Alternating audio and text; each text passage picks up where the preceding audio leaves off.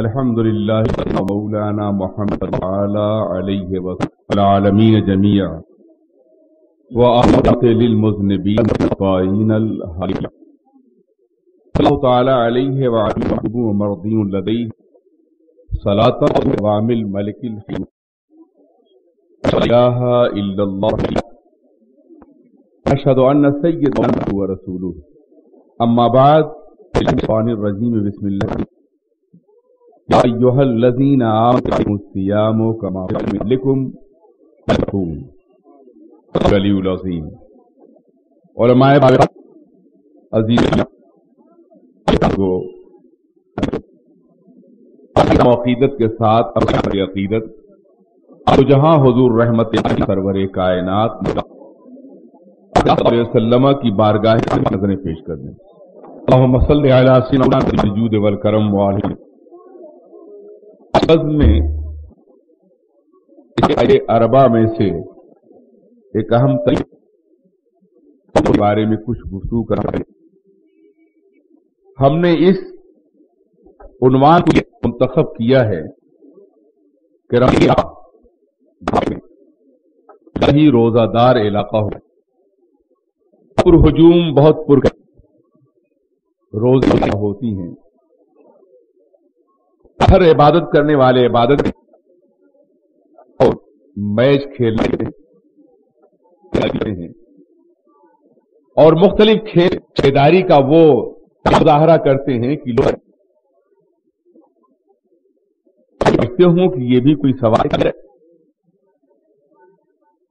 تو کیا یہ ضروری نہیں ہے کہ آج میں یہ بتا دوں کہ اس میں ثواب کا کام کتنا ہے اور ثواب سے محرومی کا کام کتنا ہے؟ سب سے پہلے بات تو آپ یہ ذہن نشین فرما لیں کہ روزہ ایک بڑی اہم عبادت ہے اور اسلام کی دوسری تمام عبادات کی طرح سے روزے کے کچھ اخلاقی پہلو بھی ہیں. روزے کو اس وجہ نظر سے، اس نقطۂ نظر سے کم دیکھنے کی کوشش کی گئی ہے کہ روزے کے انسانی، اخلاقی، معاشی اور تمدنی فوائد کیا ہیں. رمضان کا مہینہ آتا ہے، لوگ صبح سے شام تک بھوکے رہتے ہیں، مساجد میں نمازیوں کی کثرت ہو جاتی ہے، روحانیت کی ایک فصل بہار محسوس ہوتی ہے. لیکن رمضان پاک گزر جانے کے بعد زندگی میں کوئی محسوس انقلاب نمودار نہیں ہوتا، جبکہ رمضان کا یہ مہینہ دراصل پوری زندگی کے لیے اسپرچول ٹریننگ یا روحانی تربیت کا مہینہ ہے، جس میں ہمیں یہ بتایا جاتا ہے کہ ہم ایک مومن کی طرح زندگی کیسے گزاریں. یہی وجہ ہے قرآن عظیم ارشاد فرماتا ہے کہ یا ایھا الذین آمنوا کتب علیکم الصیام کما کتب علی الذین من قبلکم لعلکم تتقون. اے ایمان والو، تمہارے اوپر روزہ اسی طرح فرض کیا گیا ہے جیسے دوسری اقوام پر فرض کیا گیا تھا، تاکہ تم متقی اور پرہیزگار بن جاؤ. اور یہ لفظ متقی جو ہے نا، یہ اسلام کا کوئی ایک انفرادی حصہ نہیں ہے، مسلمان کی کوئی ایک صفت نہیں ہے، بلکہ لفظ متقی، تقوی جو ہے وہ انسان کی پوری زندگی کا نام ہے جو بحیثیت مومن گزار رہا ہو. یہی وجہ ہے کہ کرامت انسانی کے باب میں اسی کو زیادہ مکرم قرار دیا گیا ہے جو صاحب تقوی ہو. قرآن عظیم ارشاد فرماتا ہے ان اکرمکم عند اللہ اتقاکم، تم میں سب سے زیادہ مکرم اور محترم وہ انسان ہے جو اللہ سے سب سے زیادہ ڈرنے والا ہے. قرآن عظیم میں ایک مقام پہ ارشاد فرمایا گیا سیجنبھا الاتقی الذی، یقیناً پرہیز کرے گا وہ سب سے زیادہ پرہیزگار جو اپنے مال کو تزکیے کے لیے اللہ کے راستے میں خرچ کرتا ہے. تو تقوی ایک ایسا جوہر ہے، ایک ایسی صفت ہے جو انسان کی زندگی کی تمام صفات پر غالب ہے. انسان بااخلاق ہوگا تو تقوی کی بنیاد پر، انسان نماز میں احسان کی منزل حاصل کرے گا تو تقوی کی بنیاد پر، انسان دنیا میں کامیابی کا مقام حاصل کرے گا تقوی کی بنیاد پر، انسان انسانیت میں منزل کمال حاصل کرے گا تو بھی تقوی کی بنیاد پر، انسان جنت حاصل کرے گا تو بھی تقوی کی بنیاد پر، انسان قرآن سے ہدایت حاصل کرے گا تو بھی تقوی کی بنیاد پر. تقوی انسان کی پوری زندگی پہ چھایا ہوا ہے، اور نماز اور روزہ جو ہے تقوی پیدا کرتا ہے، متقی بناتا ہے انسان کو. یوں تو جتنی بھی ہماری عبادتیں ہیں ان تمام عبادتوں میں انسان کے اخلاقی اور تربیتی پہلو کو نظر انداز نہیں کیا گیا ہے. آپ نماز پڑھتے ہیں، دنیا میں یہ سمجھا گیا تھا کہ نماز دراصل بندگی، عبادت، ورشپ، یہ اللہ اور بندے کے درمیان کا کوئی اسپیشل معاملہ ہے. جس قدر زیادہ تنہا عبادت کی جائے اسی قدر زیادہ گیان، دھیان، رجوع اللہ وغیرہ پیدا ہوتا ہے. لیکن اسلام میں اس تصور کو بالکل ریجیکٹ کر دیا ہے. جائز تو یہ بھی قرار دیا گیا کہ آپ تنہا نماز پڑھیں، لیکن جماعتی زندگی کے فرد کی حیثیت سے پڑھیں تو 27 گنا زیادہ ثواب دیا گیا. جانتے ہیں اس کی وجہ کیا ہے؟ اس لیے کہ جب آپ دن میں 5 مرتبہ قدم سے قدم اور شانے سے شانہ ملا کے اپنے مسلمان بھائی کے ساتھ کھڑے ہوں گے تو اس کے درد، اس کے اضطراب، اس کی ضروریات کو محسوس بھی کریں گے اور محبت پیدا ہوگی، اور پھر معاشرہ ایک منظم کیفیت کا حامل ہو جائے گا.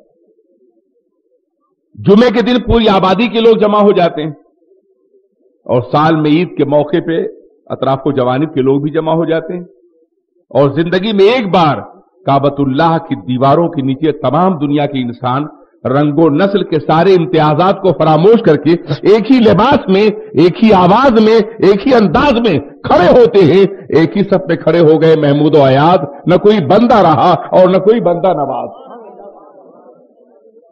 اور پھر کعبہ میں تو آپ زندگی میں ایک بار حاضر ہوتے ہیں، لیکن کعبہ کی صف میں آپ روزانہ کھڑے ہوتے ہیں. ہر روز دن میں 5 مرتبہ آپ کعبہ کے ارد گرد کھڑے ہوتے ہیں.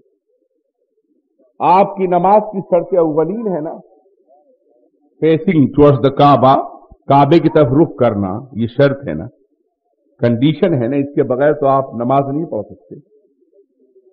تو جب آپ کعبے کی طرف رخ کرتے ہیں تو آپ خود سوچیں کہ آپ کہاں کھڑے ہیں. تھوڑی دیر کے لیے میری طرف توجہ دے. دیکھیے یہ کعبہ ہے کائنات کے وسط میں، زمین کے بیچ میں اللہ نے اپنے مقدس گھر کو بنوایا ہے اپنے بندوں سے. یہ کعبہ ہے جس کے اوپر مقام محمود ہے، فرشتوں کا کعبہ ہے، اور ٹھیک اس کے اوپر عرش عظیم ہے جو اللہ کے جلووں کا مظہر ہے. اسی کے نیچے بندے طواف کر رہے ہوتے ہیں، اللہ کی عبادت کر رہے ہوتے ہیں. یہ کعبہ ہے جس کے چاروں طرف پہلی جماعت کھڑی ہوتی ہے تو ایک سرکل بنتا ہے، ایک دائرہ بنتا ہے کعبہ کے چاروں طرف. جب دوسری جماعت کھڑی ہوتی ہے دوسرا دائرہ بنتا ہے، اور جب تیسری جماعت کھڑی تیسرا دائرہ بنتا ہے، اور جب چوتھی جماعت کھڑی چوتھا دائرہ بنتا ہے. پھر وہ دائرہ کعبے سے باہر آ جاتا ہے مکے شہر میں، اور پھر مکے شہر میں وہ سارا دائرہ بنتا چلا جاتا ہے، پھر شہر سے باہر آ جاتا ہے، پھر وہی دائرہ صحراؤں میں پھیل جاتا ہے، اور پھر وہی دائرہ پوری کائنات میں پھیل جاتا ہے. ہم جہاں بھی کھڑے ہیں اسی دائرے کا حصہ ہے، اسی کعبہ کے گرد کھڑے ہوئے ہیں، اسی جماعت کا حصہ ہے. ہم کہیں بھی کھڑے ہوں، ہم کعبہ کے ساتھ ہی کعبہ کی گرد ہی کھڑے ہیں. مشرق میں کھڑے ہوں، مغرب میں کھڑے ہوں، آپ چاہیں تو ایک گلوب کا نقشہ لے لیجئے، گلوبل اسکیچ لے لیجئے، اور وہاں کعبہ کو نشان ڈال کر کے اور وہاں سے آپ دائرہ کھینچتے جائیے. پہلا دائرہ، دوسرا دائرہ، تیسرا دائرہ، چوتھا دائرہ، اور آپ بامبے میں کھڑے ہیں تو بھی کہیں کعبہ کے پاس ہی کھڑے ہیں. हमारी नमाज हमारे अंदर कितनी मरकजियत पैदा करती है, कितनी जामयत पैदा करती है, कितना हसीन इज्तिमा पैदा करती है और कितना अजीम निजाम इज्तिमा पैदा करती है, इसका जवाब दुनिया के किसी निजाम इबादत में नहीं। अजीजान मिल्लत इस्लामिया, इसे फैलाया जाए तो एक वसी मजमून बन सकता है हमारी गुफ्तगू का। यही हाल ज़कात का है। दुनिया की तमाम कौमें इस बात की कोशिश करती हैं कि सरमाया किसी एक मकाम पर मुंजमिद न होने पाए। सरमाया बहते हुए पानी की तरह से है। अगर बहते हुए पानी को किसी गड्ढे में आप जमा कर दे तो सड़ जाएगा, बदबू उठेगी, ताफुन पैदा होगा, बीमारियां जन्म लेगी, रहना नामुमकिन हो जाएगा। लेकिन सरमाए पानी को अगर आप बहाव दीजिए तो पानी शफाफ होगा, हयात बख्श होगा, जिंदगी बख्शने वाला होगा, तय्यब व ताहिर होगा, पाक होगा और मुतहिर होगा। उस पानी से आप वजू भी कर सकेंगे और गुस्ल भी कर सकेंगे। वो पानी न सड़ेगा, न सड़ाहट पैदा करेगा और न आबादी में बाज़ाब्ता बीमारियां फैलाएगा।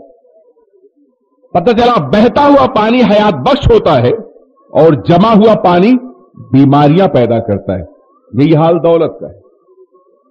दौलत अगर घरों से, मुट्ठियों से, खजानों से, तिजोरियों से निकाल करके मार्केट में लाई जाए तो बाजार का वकार बढ़ता है, सहूलतें मिलती हैं जिंदगी की, हुस्न बनता है बाजार का, इंसान अपनी तमाम जरूरियात को हासिल करता है। लेकिन वही सरमाया अगर तिजोरियों में सड़ा दिया जाए तो बाजार का साथ बाजारी का शिकार होता है, जरूरियात मैसर नहीं आती हैं, इन्फ्लेशन बढ़ता चला जाता है और सरमाए की कीमत घट जाती है। होता है या नहीं होता है? मेरे अजीजों, दुनिया की तमाम कौमों ने इसके लिए मुख्तलिफ तरीके अख्तियार किए। किसी तरह से लोग सरमाया अपने हाथों में न रखें बल्कि बाजार में गर्दिश करें, और उसके लिए बैंकिंग का निजाम हुआ और दूसरे निजाम हुए। और आजकल तो इस कदर भयानक निजाम है कि आप अपने घर में बैठे हैं, फैक्स और फिगर के जरिए से, क्रेडिट कार्ड के जरिए से आपका सरमाया दूसरों के हाथों में मुंतकिल होता रहा है और होता जाएगा। दुनिया ने मुख्तलिफ तरीके अख्तियार किए कि सरमाया घर में न रहे, बाजार में आए। इस्लाम ने ज़कात का एक बहुत ही गैर महसूस तरीका अता फरमाया कि हर मुसलमान अपनी आमदनी के महफूज सरमाए का, सेविंग का 2.5%, 2.5% ज़कात निकाले। अब दो ही रास्ते हैं, या तो मुसलमान अपने पूरे सरमाए को बाजार में ले आए, या हर साल 2.5% ज़कात निकालते निकालते 50 साल में उसका कुल सरमाया उसकी जेब से निकल के गरीबों के घर में पहुंच जाएगा। सरमाए के बहाव के लिए कितना हसीन इंतजाम है। इसी तरह से आप जरा सोचें, नमाज है, ज़कात है, हज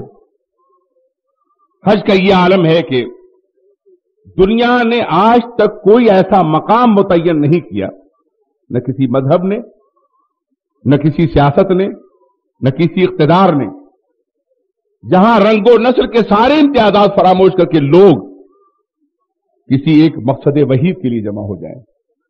वो सिर्फ काबे मुकद्दसा है जहां हज के मौके पर तमाम दुनिया के इंसान जमा होते हैं और इस बात का सबूत देते हैं कि हम कलमे की बुनियाद पर मुत्तहिद और मुनज़्ज़म हैं। रोजा दरअसल इंसानी अखलाक व किरदार की तरबियत का वो अजीम मंसूबा है मशीयत की तरफ से कि इंसान जिंदगी में एक रमजान, सिर्फ एक रमजान अगर सही तौर पर रोजा रख ले तो जिंदगी में कभी उसका कदम न भटके।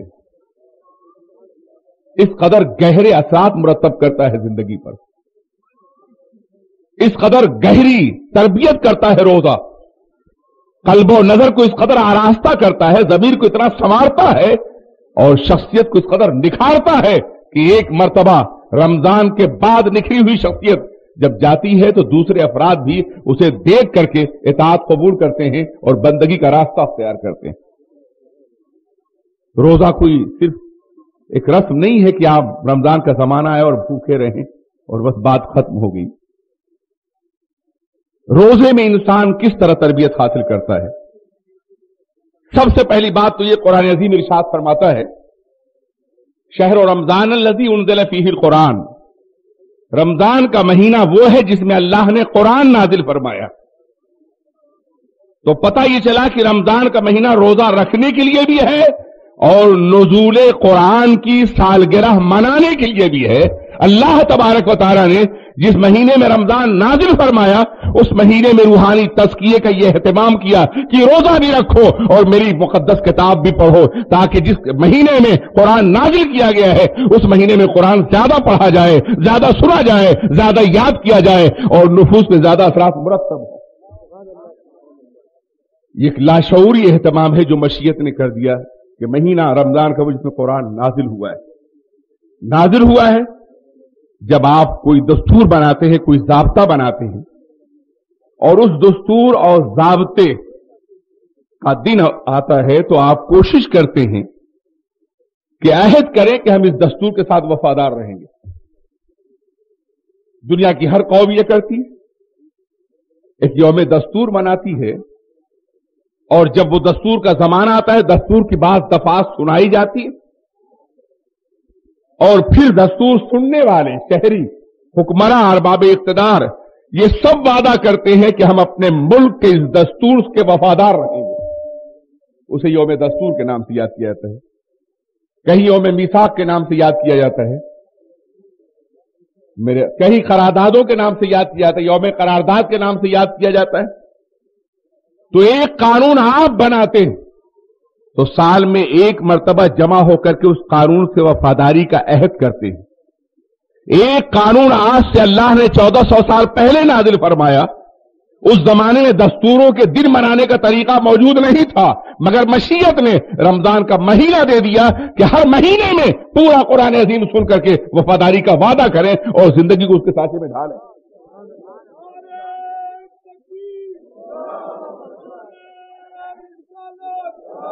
رمضان کا مہینہ وہ جلوہ گر ہونے والا ہے. اس لیے میں نے سوچا کہ تذکیر کے طور پر یاد دلا دوں کہ آپ کو رمضان کس طرح منانا ہے، ہمیں رمضان کس طرح منانا ہے، شہر رمضان کی برکتوں کے حصول کے لیے ہمیں کیا کرنا ہے اور کیا راستہ اختیار کرنا ہے. دنیا کی بے شمار قومیں ہیں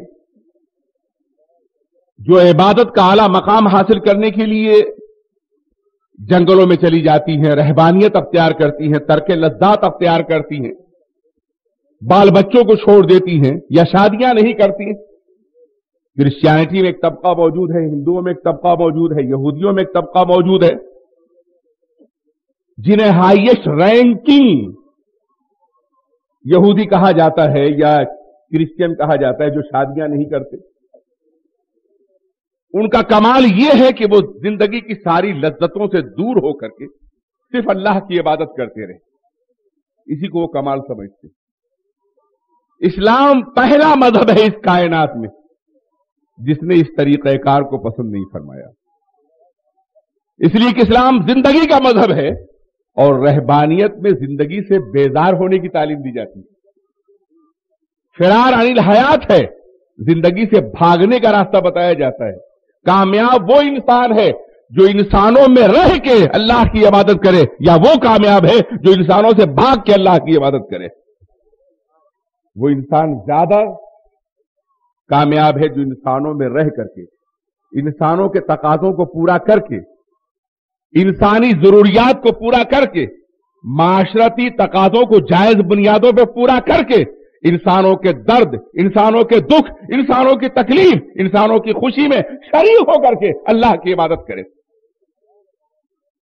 اسلام زندگی سے فرار کا راستہ نہیں بتاتا، زندہ رہنے کا طریقہ بتاتا. اس لیے فرمایا گیا لا رہبانیت فی الاسلام، اسلام میں رہبانیت نہیں ہے.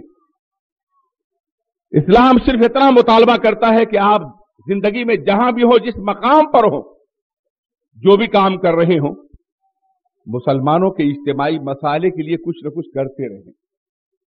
حدیث پاک میں آیا ہے وَمَنْ أَصْبَحَ وَلَمْ يَهْتَمَّ بِأُمُورِ الْمُسْلِمِينَ فَلَيْسَ مِنَّا. جس کسی مسلمان نے کوئی صبح کی اور اس نے مسلمانوں کے مصالح عامہ کے لیے کوئی کام نہیں کیا، وہ ہماری سوسائٹی کا ممبر نہیں. سرکار نے فرمایا کہ ہر مسلمان پہ یہ فرض ہے کہ وہ مسلمانوں کے فائدے کے لیے کچھ کرے. تو اگر وہ جنگل میں چلا گیا, اس نے زندگی سے فرار اختیار کر لیا, تو وہ کچھ بھی نہیں کر سکتا. اس لیے اسلام میں بہترین طریقہ عبادت یہ ہے کہ آپ خلوت در جلوت کا ماحول پیدا کریں.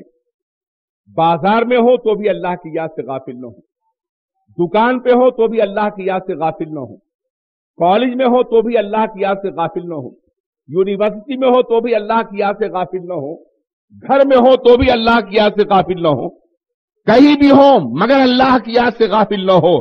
دست در عمل و زبان در ذکر, ہاتھ کام میں ہو اور زبان ذکر الہی میں ہو.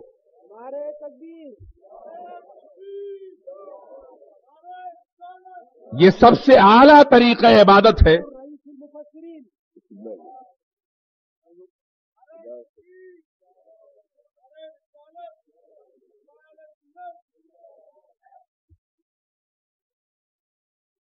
ہاتھ کام میں ہو اور زبان ذکر الہی میں ہو. اسلام میں رہبانیت نہیں ہے, لیکن انسان کا مزاج یہ ہے کہ جب کسی حقیقت کی طرف کامل توجہ دینا چاہتا ہے تو اس حقیقت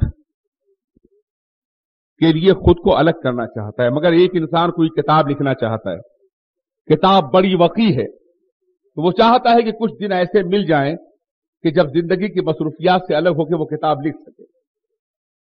ایک انسان کسی سبجیکٹ پر محنت کرنا چاہتا ہے تو وہ چاہتا ہے کچھ ایسا وقت ملے کہ جب ہماری مصروفیات نہ ہوں, اس ٹاپک پہ محنت کریں. تو جو لوگ قرب خداوندی حاصل کرنا چاہتے ہیں وہ بھی یہ چاہتے ہیں کہ ہمیں کوئی ایسا وقت ملے کہ جب ہم ہر طرف سے بے نیاز ہو کر کے, ہر طرف سے غیر متوجہ ہو کر کے اللہ کی طرف متوجہ ہوں.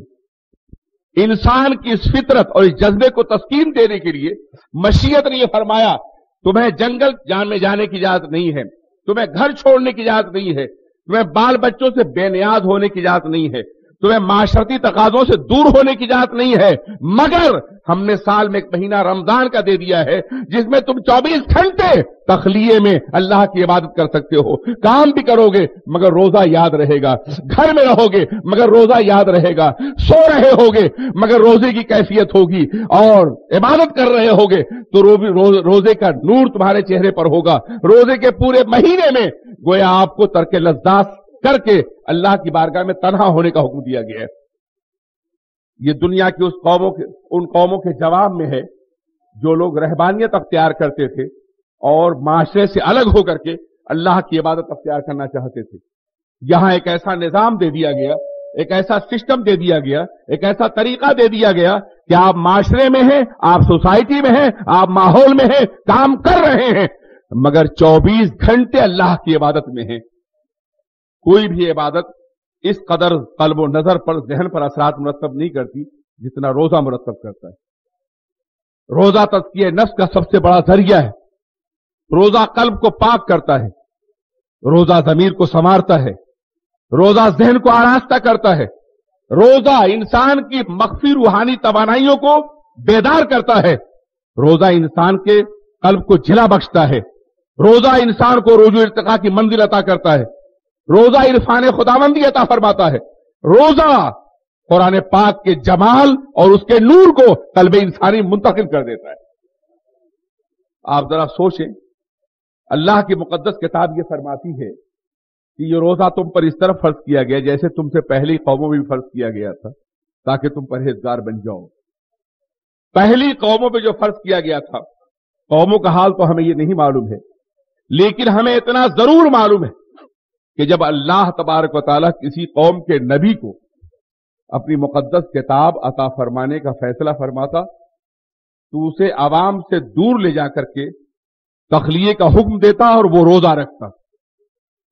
جناب موسیٰ علیہ السلام کو جب کتاب دینے کا فیصلہ کیا گیا تو حکم دیا گیا کہ 40 روز تک اپنی آبادی سے دور طور سینا پر جا کر کے اللہ کی عبادت کریں اور روزہ رکھیں. پتہ چلا روزہ اور قرآن, روزہ اور کلام الہی میں بڑی گہری مناسبت ہے کہ جب کتاب عطا فرمانے کا فیصلہ کیا گیا تو روزہ رکھوایا گیا. हुजूर सैयद आलम सरवर कायनात मोहम्मदुर रसूलुल्लाह सल्लल्लाहु अलैहि वसल्लम को रोजे का हुक्म सराहतन तो कहीं नहीं दिया गया है, लेकिन जब किताब देने का फैसला फरमाया गया, जब नुज़ूल इलाही का जमाना आया, तो बहुत पहले से गारे हिरा की तन्हाइयों में जाकर के अल्लाह की बातें मसरूफ हो गए थे, ये आप जानते हैं। तो तन्हाई, तखलिया, इबादत, रोजा और किताब इलाही, इनमें बड़ा गहरा रिश्ता है। पता ये चला कि कल्ब इंसानी और कल्ब नबूवत रोजे के जरिए से, तखलिये के जरिए से किताब इलाही को कबूल करने के लिए तैयार होता है, और कल्ब मोमिन रोजा रख करके किताब इलाही के अनवार को कबूल करता है, किताब इलाही के मज़ामीन को कबूल करता है। अब नुज़ूल वही का जमाना तो नहीं कि कोई किसी कल्ब पर वही नाजिल हो, लेकिन अनवार इलाही तो आज भी नाजिल हो रहे हैं। कुरान पाक के मज़ामीन का नुज़ूल तो आज भी हो रहा है। कुरान पाक के मफाहिम तो आज भी कल्ब इंसानी पे उतर रहे हैं। इसलिए रोजा रखना कुरान पाक के अनवार के हासिल करने का एक अजीम जरिया है। एक रोजादार इंसान कुरान पाक से जितना इस्तेफादा कर सकता है रोजे के जमाने में और दिनों में नहीं कर सकता। पेट खाली है, नफ्स शहवतों से दूर है, तबीयत में रऊनत नहीं है, अल्लाह की इबादत का जज्बा है, खशियत की कैफियत कल्ब पे तारी है, और कलाम इलाही है जो कल्ब को अनवार से भर रहा है, कल्ब को नूर इलाही से भर रहा है। इसलिए रोजे में हुजूर सैयद आलम सल्लल्लाहु अलैहि वसल्लम खुद भी पूरा कुरान पाक पढ़ा करते थे और जनाब जिब्रील से समाधि फरमाया करते थे। यह एहतमाम इसीलिए था कि रोजा दरअसल नुज़ूल कुरान की सालगिरह का महीना है, जिसमें कुरान पाक नाजिल हुआ। इस मुकद्दस तरीन महीने को इस तौर पे बनाओ कि कुरान पाक के मज़ामीन को समझने की भी कोशिश करो, उसे याद भी करो, और कुरान पाक पर अमल करने का एक ऐसा फैसला कर लो कि जिंदगी में तुमसे कोई दूसरी कोताही न होने पाए। यही वजह है कि बुजुर्गान दीन ने फरमाया कि जिसने एक मकबूल माह रमजान का रोजा रख लिया, मकबूल रोजा, एक महीने किसी रमजान में अगर किसी इंसान ने ऐसा रोजा रखा जो अल्लाह की बारगाह में मकबूल हो जाए, तो पूरी जिंदगी में इनकलाब बर्पा हो जाता है। आपने देखा होगा कि जब किसी फौजी को महाज पर भेजना होता है तो पहले उसे ट्रेनिंग दे दी जाती है। ट्रेनिंग बड़ी सख्त होती है, बड़ी मुश्किल होती है और बड़ी दुश्वार होती है, लेकिन जब वो ट्रेंड हो जाता है तो एक कमांडर पूरी कुव्वत के साथ और पूरे एतमाद के साथ उसे महाज से भेज देता है कि अभी दुश्मन से शिकस्त नहीं खाएगा। एक इंसानी दुश्मन से लड़ने के लिए महाज पे भेजने के लिए कितनी सख्त ट्रेनिंग दी जाती है, और शैतान जो हर वक्त हमारा दुश्मन है, हमारे साथ लगा हुआ है, उससे जंग करने के लिए रमजान पाक के महीने में हमें ट्रेनिंग दी जाती है और तरबियत दी जाती है ताकि हम पूरे साल उसे जंग कर सकें। आपने देखा होगा कि एक कार इंस्ट्रक्टर, पता नहीं यहां होता है या नहीं होता है, जब आपको कार सिखाना चाहता है तो क्लच और ब्रेक का कंट्रोल अपने हाथ में भी रखता है वो, ताकि आप कोई गलती करें तो वो बचा ले जाए, ताकि गलती करें तो वो आपको रोके, आपकी कार को एक्सीडेंट से, तसादुम से बचाए। वो क्यों ऐसा करता है? वो आप अभी सीख रहे हैं, आपसे गलती हो सकती है, आप तसादुम कर सकते हैं, इसलिए वो कंट्रोल अपने हाथ में भी रखता है। आप अंदाजा फरमाएं, रमजान के महीने में शयातीन मुक़य्यद इसलिए कर दिए जाते हैं कि आपकी तरबियत, आप तसादुम कर सकते हैं, इसलिए वो कंट्रोल अपने हाथ में भी रखता है।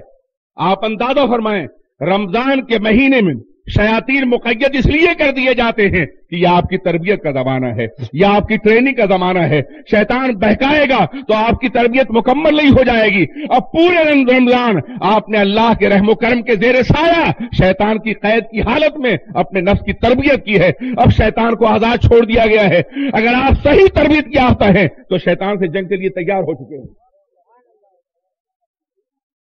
ये तरबियत का जमाना, रूहानी तरबियत का जमाना जो रमजान के महीने में होता है, इसमें पूरे महीने आपको तभी शैतान को मुक़य्यद कर दिया जाता है। लेकिन शैतान को मुक़य्यद किया जाता है मगर नफ्स का शैतान तो आजाद रहता है। बाद हालांकि गालिब रमजान में शराब पी रहे थे दरवाजा बंद करके, उनके एक दोस्त ने दरवाजा खोला तो जामे शराब चल रहा है। पूछा, गालिब तुम बड़े अजीब आदमी, सुना है शैतान मुक़य्यद कर दिया जाता है, बंद कर दिया जाता है रमजान में, तुम शराब पी रहे हो? तो कहा इसलिए तो बंद होके पी रहा हूं।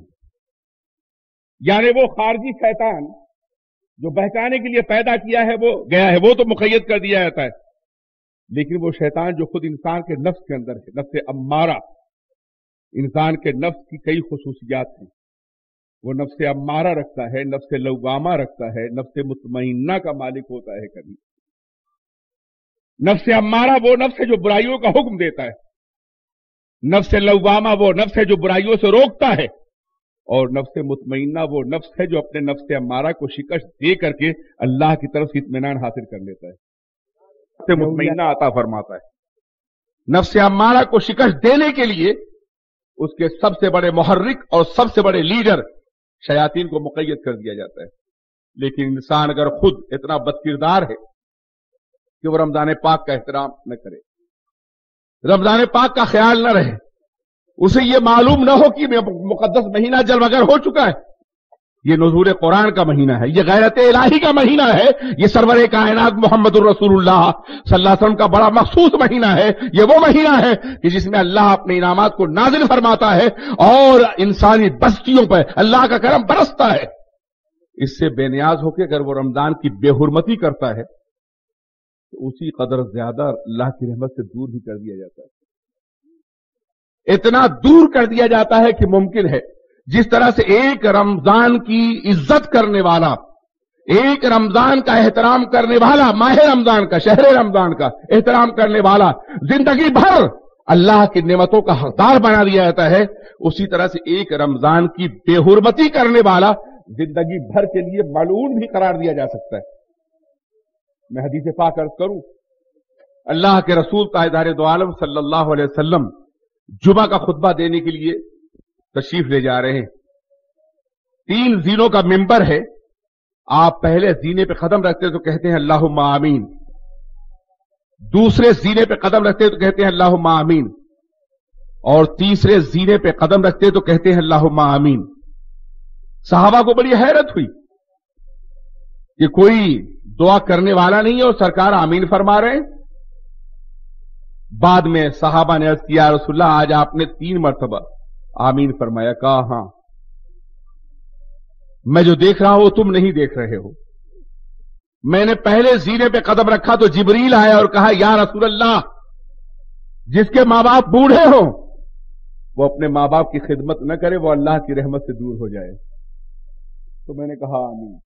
ترتیب میں فرق ہو سکتا ہے، جس دوسرے زینے پہ قدم رکھا تو جبریل نے کہا اور جس کے سامنے آپ کا نام لیا جائے اور وہ آپ پر درود نہ پڑھے صلی اللہ علیہ وسلم، وہ اللہ کی رحمت سے دور ہو جائے۔ تو میں نے کہا آمین۔ اور جب میں نے تیسرے زینے پہ قدم رکھا تو جبریل نے کہا یا رسول اللہ، اور جس کو رمضان کا مہینہ ملے اور روزہ نہ رکھے وہ بھی اللہ کی رحمت سے دور ہو جائے۔ تو میں نے کہا اللہم آمین۔ تو اللہ کی رحمت سے دور ہونے ہی کا نام لعنت ہے نا۔ تو آپ اندازہ فرمائیں کہ یہ مقام دعا کس قدر اہتمام سے منتخب کیا گیا ہے۔ رمضان کا مہینہ مہینوں میں سب سے بہتر مہینہ ہے، جمعے کا دن دنوں میں سب سے بہتر دن ہے، خطبے کا وقت ساعتوں میں سب سے بہتر ساعت ہے، جبریل فرشتوں میں سب سے بڑے فرشتے ہیں اور محمد عربی انسانوں میں سب سے بڑے رسول ہیں۔ جمعے کے دن میں، خطبے کے وقت میں، رمضان کے مہینے میں جبریل دعا کر رہے ہیں اور رسول آمین کہہ رہے ہیں۔ بتاؤ یہ دعا کبھی رد ہو سکتی ہے؟ اس لیے جہاں یہ مقدس مہینہ انسانی زندگی میں حیرت انگیز تغیر پیدا کرتا ہے، انقلاب پیدا کرتا ہے، وہیں اس مہینے کی بے حرمتی کرنے والے خدا نہ کرے ہمیشہ کے لیے اللہ کی رحمتوں سے محروم بھی کر دیے جائیں گے یا جا سکتے۔ اس لیے اس ماہ مبارک کی تیاری پہلے سے ہونی چاہیے۔ مجھے حیرت ہے کہ چھوٹے چھوٹے ٹاپکس پر ہزاروں جلسے یہاں ہوتے، یہ جلسہ ہو رہا ہے عرس پاک کا، وہ جلسہ ہو رہا ہے نیاز کا، وہ جلسہ ہو رہا ہے فلاں کا، لیکن رمضان کے مہینے پر میں نے کوئی پوسٹر نہیں دیکھا کہ بامبے میں کوئی پوسٹر استقبال رمضان کے حوالے سے کوئی جلسہ منعقد کر رہا ہو، جبکہ یہ یاد دہانی کا بڑا عظیم موقع ہے کہ ایسے موقع پر اس شہر مبارک کے استقبال کے لیے پوری قوم اپنی پوری روحانی توانائیوں کے ساتھ تیار رہے، لیکن ہم نے کوئی جلسہ ہوتے ہوئے نہیں دیکھا۔ اس لیے میں نے اسے ممکن ہوتا ہو، میں تو چند دنوں کے لیے آتا ہوں، اس لیے میں نے بتایا کہ رمضان کے آنے سے پہلے ہمیں ذہنی طور پہ تیار ہونا چاہیے. اللہ کے رسول تاجدار دو عالم رجب اور شعبان ہی سے رمضان کی تیاری شروع فرما دیتے ہیں. ماہ رمضان کی شعبان میں کبھی کبھی قدر کثرت سے روزے رکھتے تھے کہ ام المومنین فرماتی ہے کہ میں محسوس کرنے لگی تھی کہ کہیں رمضان کی طرح شعبان کا مہینہ بھی فرض نہ قرار دے دیا جائے. یہ اس ماہ مبارک کی تیاری کا اہتمام تھا، اس لیے کہ یہ ماہ مبارک قرآن پاک کے نزول کا مہینہ ہے، قرآن پاک کے انوار کا مہینہ ہے، اور قرآن پاک کے ذریعے سے زندگی میں انقلاب برپا کرنے کا مہینہ ہے. آپ کو معلوم ہے بزرگان دین اس کا اہتمام کتنا کرتے تھے. اللہ کا ایک ولی، اللہ کا ایک نیک بندہ کسی انسان کو برائی سے روک رہا ہے اور کہہ رہا ہے یہ برائی مت کرو مت کرو، مگر پھر بھی وہ برائی کرتا ہے، پھر بھی باز نہیں آتا ہے وہ، تو پھر اس کے بعد وہ دعا کرتا تھا کہ اے اللہ یہ میری باتوں سے باز نہیں آ رہا ہے، مرنے سے پہلے کم از کم اسے ایک رمضان کا مہینہ ضرور دے دینا، شاید اس وقت یہ نہیں مان رہا ہے، رمضان کی برکتوں سے اس کی زندگی بدل جائے. تو رمضان کو تغیر روحانی اور انقلاب روحانی کا مہینہ سمجھا جاتا تھا. بزرگان دین کا یہ معاملہ تھا کہ رمضان پاک کے مقدس مہینے میں، اس شہر مبارک میں، وہ دیکھتے تھے کہ ایک انسان روزہ رکھ رہا ہے تو وہ کہتے تھے کہ رمضان پاک کے روزے کی قبولیت کا اندازہ کرنا چاہو تو رمضان پاک کے بعد کی زندگی دیکھو، ماہ رمضان کی بعد کی. ماہ رمضان کے بعد، شہر رمضان پاک کے بعد اگر اس انسان کی زندگی میں کوئی انقلاب برپا ہو گیا ہے تو سمجھ جاؤ کہ اس کا روزہ قبول ہو گیا.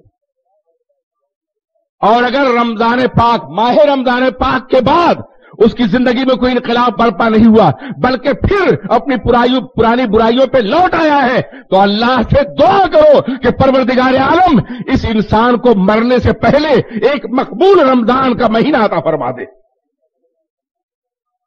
میرے عزیزوں اور ساتھیوں، اس پورے مہینے میں ہمارے پورے وجود کی تربیت ہوتی ہے. اللہ کو اس سے کوئی فائدہ نہیں کہ آپ بھوکے رہیں، وہ تو رزاق مطلق، وہ تو کائنات کے ذرے ذرے کو روزی دیتا ہے. آپ کے بھوکے رہنے سے اسے کیا فائدہ ہوگا؟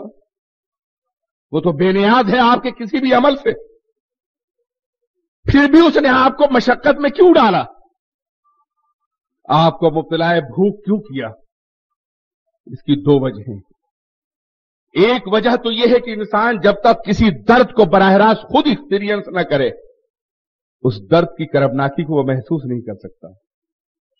آج پوری دنیا میں بھوک کا علاج کیا جا رہا ہے، کوشش کی جا رہی بھوک کا خاتمہ ہو جائے، لیکن بھوک پھیلتی جا رہی ہے، بھوک کا دائرہ بڑھتا جا رہا ہے.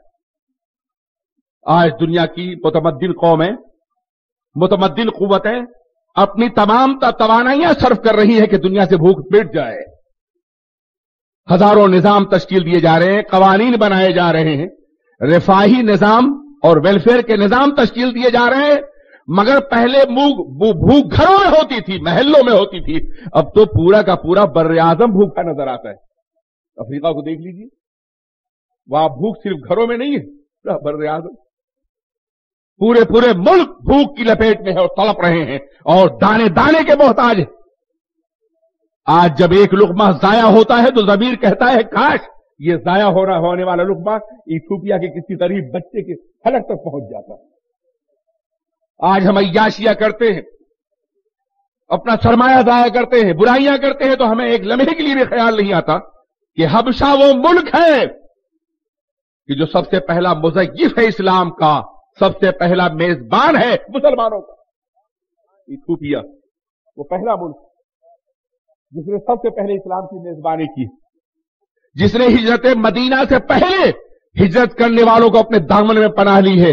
آج انہی مضیفین اور میزبانوں کے بیٹے ایک ایک قطرے پانی اور ایک ایک لقمے کے لیے تڑپ رہے ہیں، اور عرب کا عیاش اپنے سرمایہ کو یورپ اور امریکہ کے دولت خانوں میں اور شراب خانوں میں لٹا رہا ہے، اور ایتھوپیا جو پڑوس میں ہے اس کے لیے کوئی پرواہ نہیں کرتا ہے.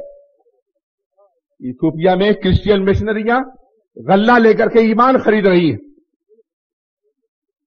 سرمایہ لے کے جاتی اور ایمان خریدتی. پہلے وہ کمیونسٹ ہوئے اور اب کرسچین ہو رہے ہیں. وہ جہاں اسلام سب سے پہلے پہنچا، وہ جہاں جعفر طیار کا عظیم خطبہ گونجا، وہ جہاں عیسائی بادشاہ نجاشی کے دربار میں کفر کو سب سے پہلے شکست ہوئی اور رسول کے اخلاق کا پرچم بلند کیا گیا، وہ عظیم ملک ہے ایتھوپیا، جہاں کا بچہ دانے دانے کا محتاج ہے اور صدیوں سے محتاج ہے.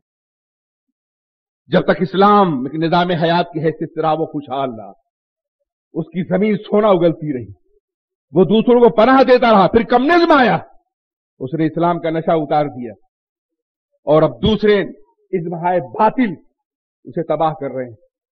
افریقہ میں جہاں جہاں تباہی آئی ہے، سوکھا ہے، یہ سب مین میڈ، انسانوں کا بنایا ہوا مین میڈ ہے.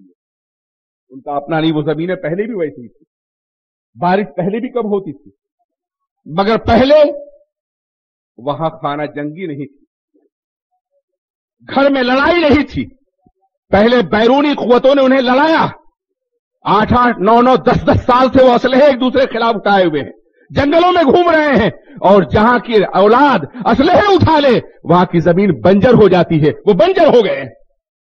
پہلے انہیں مصنوعی بھوک میں مبتلا کیا گیا اور اب خیرات دے کے ایمان چھینا جا رہا ہے. اور عرب کا عیاش اپنی دولت امریکہ اور سوئٹزرلینڈ اور برطانیہ کے یہودی بینکوں میں جمع کر کے انہیں فائدہ پہنچا رہا ہے اور شراب خانے اور زنا کے اڈے خرید رہا ہے. ابھی کچھ دنوں پہلے برطانیہ میں یہ ہوا تھا کہ لندن کا زو بند کر دیا گیا، چڑیا گھر، اس لیے کہ اس کو افورڈ نہیں کر رہی ہے. لندن کی جو کونسل ہے وہ افورڈ نہیں کر پاتی، بڑا خرچ ہے، اسے بند کر دیا جائے. تو عرب کے ایک شیخ صاحب نے فوراً اعلان فرمایا کہ ہم سارا خرچ دیں گے، انہیں بند مت کرو. مجھ سے پوچھا گیا اس کی ضرورت کیا تھی؟ یعنی عرب کے شیخ صاحب نے یہ کروڑوں ڈالر لندن کے بندروں پہ خرچ کرنے کا فیصلہ کیوں کیا؟ میں نے کہا افسوس کرنے کی بات نہیں ہے، ہر قوم اپنی برادری کا خیال رکھتی ہے، ان کو بھی ذرا احساس ہو گیا ہوگا. میرے عزیزوں اور دوستوں، جہاں ہماری بچیوں کے سروں پر چادر نہیں ہے، ان کی عزتیں سلب کی جا رہی ہے دنیا کے مختلف گوشوں میں، جہاں بوسینیا کے بچے جو اسی زمانے میں وہی دور تھا کہ ایک ایک دانے کے محتاج تھے، وہیں عرب کے شیوخ جو ہے چڑیا گھر بچا رہے ہیں اور رقم اس لیے وقف کر رہے ہیں کہ بعض دریاؤں کے کنارے جو مچھلیاں خوبصورت ہیں ان کو اتنے زمانے تک باضابطہ غذا فراہم کی جائے. یہ بے ضمیری کا عالم ہے. آج یہ جو نیا منصوبہ ہے کرسچینٹی کا کہ 20ویں صدی میں 21ویں صدی میں پورے مسلم افریقہ کو کرسچین افریقہ میں بدلنا ہے، اس کے لیے انہوں نے 2 نقشے تیار کیے. ایک نقشہ تو یہ ہے کہ جن جن ملکوں میں کرسچین بس رہے ہیں ان کرسچینز کو بغاوت پہ آمادہ کیا جائے اور ملک کو تقسیم کر دیا جائے. سوڈان میں یہی ہو رہا ہے اور دوسرے مقامات پہ یہی ہو رہا ہے. انڈونیشیا میں، ملیشیا میں یہی ہو چکا ہے، علیحدہ مملکت بنا دی گئی، وہاں بھی یہی ہو رہا ہے. اور دوسرا طریقہ یہ ہے کہ انہیں خانہ جنگی مبتلا کر کے بھوک پیدا کی جائے اور پھر غلے اور دولت کے بدلے میں ان کا ایمان سلب کر لیا جائے. تو میں یہ عرض کرنا چاہتا ہوں، آج پوری دنیا یہ کوشش کر رہی ہے کہ بھوک مٹائی جائے، بھوک مٹ جائے، لیکن بھوک مٹ نہیں رہی ہے، بھوک پھیلتی جا رہی ہے. پہلے افراد بھوکے تھے، اب بر اعظم بھوکے، پوری دنیا بھوکی نظر آ رہی ہے. ایک طرف امریکہ کے گوداموں میں غلے سڑ رہے ہیں، کئی کروڑ ٹن غلے دریاؤں میں پھینک دیے جاتے ہیں، یہ جلا دیے جاتے ہیں. امریکہ اعلان کرتا ہے کہ اس سال ہمارے فارمرز گندم نہ پیدا کریں، ہمارے پاس رکھنے کی جگہ نہیں ہے، ان کا نقصان ہم اپنے خزانے سے پورا کریں گے. اور دوسری طرف دنیا کے دوسرے علاقے ایک ایک دانے گندم کے محتاج. پتہ یہ چلا کہ مشیت ظالم نہیں ہے، مشیت نے دنیا کو اس کی ضرورت کے مطابق ہر چیز دی ہے، غلہ بھی دیا ہے، سرمایہ بھی دیا ہے. انسان نے اس کی غلط تقسیم کی ہے جس سے یہ نقصان پہنچ رہا ہے. یہ غلط تقسیم ہے انسانوں کی. میرے عزیزوں اور میرے دوستوں، اللہ تبارک و تعالی نے مسلمانوں پہ 1 مہینے کا روزہ فرض قرار دیا. کیوں فرض قرار دیا؟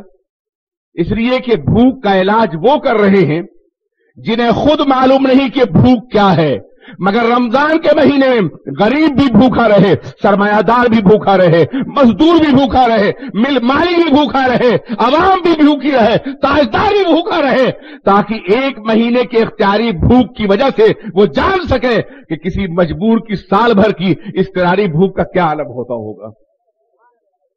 یہ مہینہ جذبہ ہمدردی پیدا کرتا ہے، یہ مہینہ انسانیت کی قدروں کو اجاگر کرتا ہے، یہ مہینہ انسان کو انسان سے محبت کرنے کا سلیقہ سکھاتا ہے، یہ مہینہ انسانی تربیت کے لیے بڑا عظیم ہے۔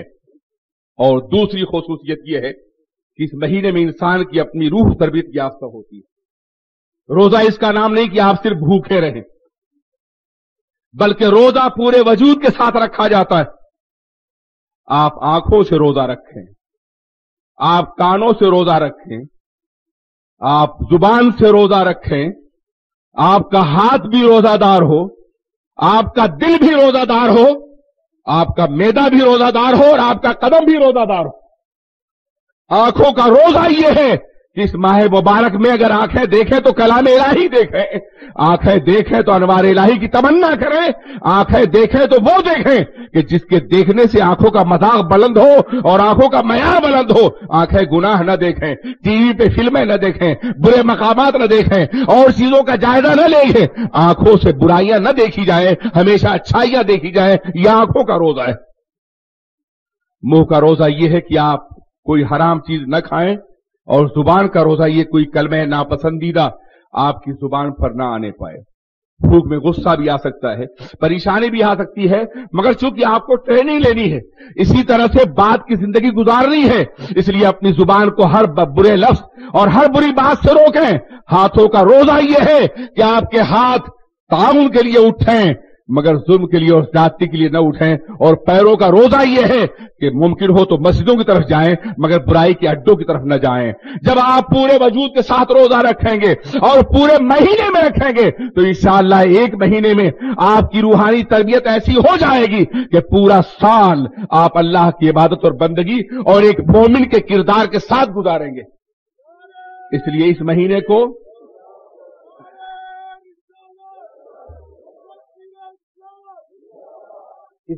خالص اسپرچول ٹریننگ یا روحانی تربیت کا مہینہ سمجھ کے گزاریں، اور کوشش کریں کہ اپنے بچے جو بعض محرومیوں کا شکار ہے، میں جانتا ہوں یہ جو گلیوں میں وہ جو کرکٹ کھیلتے ہیں انہیں دیکھ کے مجھے غم بھی ہوتا ہے اور افسوس بھی ہوتا ہے۔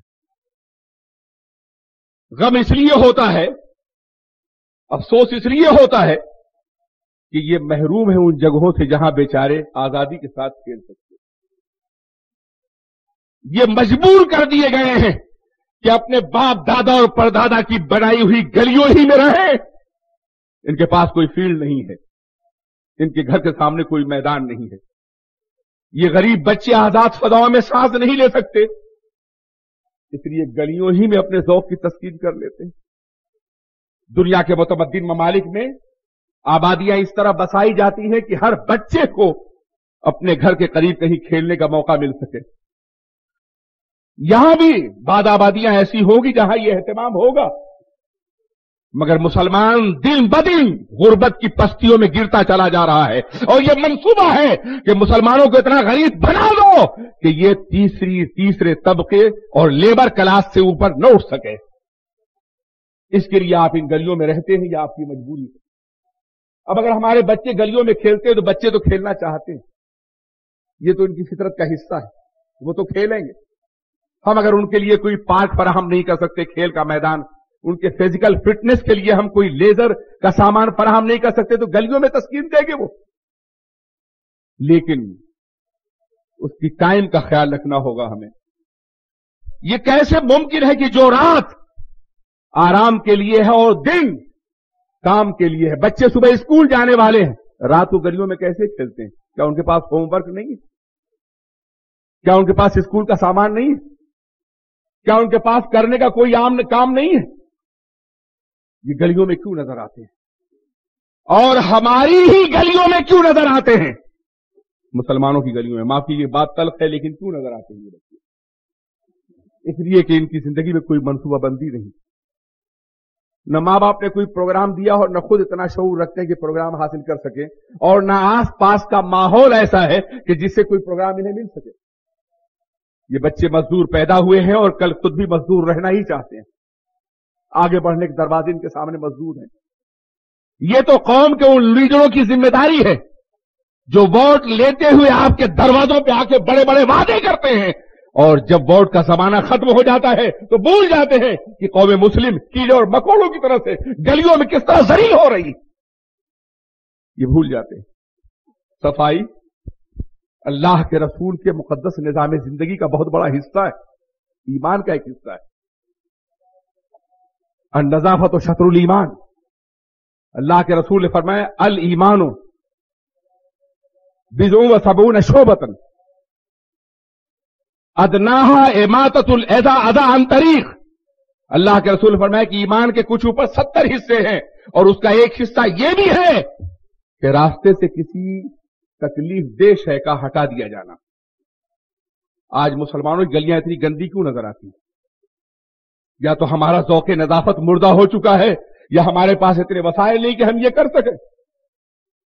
تو میں عرض کرنا چاہتا ہوں، ان گلیوں میں، گندی گلیوں میں کھیلنے والے بچے مستقبل میں کیا بننے والے ہیں یہ آپ بھی جانتے اور ہم بھی جانتے ہیں۔ لیکن یہ کھیل اگر ہوتا بھی ہے ہم روک نہیں سکتے، تو اس کے لیے ٹائمنگ ہونی چاہیے، ان کے پڑھنے کا وقت ہونا چاہیے، ان کے سونے کا وقت ہونا چاہیے، کچھ وقت کھیلنے کا بھی دے دیا جائے۔ لیکن یہ رمضان کا پورا مہینہ پوری رات کیرم بورڈ کھیل کر کے اور کرکٹ کھیل کر کے کیا اپنی روح کے قتل کا اہتمام نہیں کر رہے ہیں؟ یہ سنا ہے ننھے ننھے بچے نہیں بلکہ بڑے بڑے لوگ بھی کھیلتے ہیں۔ ایک جشن کی سی کیفیت ہوتی ہے، شب بیداری اچھی بات، رمضان پاک کے مہینے میں روشنی کا بڑھا دینا اچھی بات ہے، لیکن خدا را اس کو عبادت میں گزارو، روح کی تربیت میں گزارو، قرآن پاک کی تلاوت میں گزارو، ذکر کی محفلوں میں گزارو، اللہ کے خوف میں گزارو، تقوی کے امپروومنٹ کرنے میں گزارو، تقوی کو باضابطہ اپنے ضمیر کے اندر جگہ دو اور اللہ کی خشیت کو اپنے قلب کے اندر بٹھا لو۔ بچوں کو سختی سے مت منع کرنا، تقریر کا یہ مطلب نہیں کل سے آپ ڈنڈا لے کے کھڑے ہو جائیں، یہ غیر نفسیاتی طریقہ ہے۔ آپ بچوں کو سمجھائیں کہ بیٹے یہ رمضان کا مہینہ، چلو مسجد میں قرآن پاک کی تلاوت کرو، اللہ کی عبادت کرو، روزے کا خیال رکھو۔ اگر تم نے ٹی وی میں بیٹھ کر کے یا کیرم بورڈ کھیل کر کے تم نے روزے کا زمانہ گزار دیا تو ممکن ہے کہ پھر دوبارہ یہ روزہ میسر نہ آئے۔ قسم خدا کی، جب روزہ رخصت ہوتا ہے، رمضان پاک کا زمانہ آتا ہے تو مسرتوں کا اجالا ہے جو قلب پہ اترتا ہے، لیکن جب روزہ رخصت ہوتا ہے تو آنکھوں سے آنسو جاری ہو جاتے ہیں کہ اللہ پتہ نہیں اب یہ مقدس مہینہ پھر ملے گا یا نہیں ملے گا، اگر نہ ملنے والا ہو تو اے اللہ اس روزے کو ضرور قبول کر لینا۔ ماہ مبارک جب اگر ہونے والا ہے، اس کی عبادت کے لیے، اس کی پاکیزگی اور نظافت کے لیے خود کو تیار کر لیجئے، اور گلیوں میں کھیل اور تماشے کو بند کر کے عبادت کا ماحول پیدا کیجئے۔ اللہ ہم سب پہ اپنی رحمتیں اور برکتیں نازل فرمائے۔ وما علینا الا البلاغ۔ یہ پیشکش ہے رضا انٹرپرائزز کی۔ ہمارا پتہ ہے رضا انٹرپرائزز، دکان نمبر 3، چھوٹا سوناپور، نزد اکبر پیر بھائی کالج، مولانا شوکت علی روڈ، ممبئی نمبر 8۔ ٹیلی فون نمبر 23091629۔